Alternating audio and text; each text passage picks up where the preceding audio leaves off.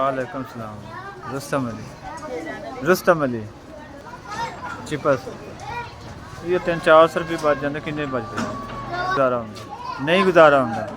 ये निक्के निक्के बच्चे ने पढ़ भी नहीं सके थे काम करते थे बच्चे 4-5 बच्चे एक कुड़ी 4 मुंडे बहुत माड़ा बंदा है जी।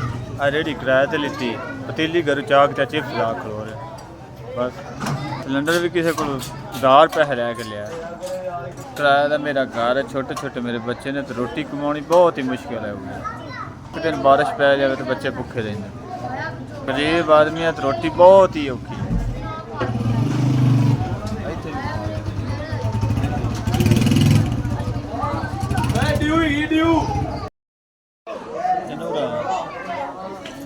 मैनू 5000 आया जिन्होंने भेजा अल्लाह ने खुश रखे आबाद रखे रब ने बहुत आ जाए बहुत है तो बहुत घ्यो आलू लियावगा तो मेरा कोई दिहाड़ी डंग निकल जाएगा तो विलट बच जाएगा।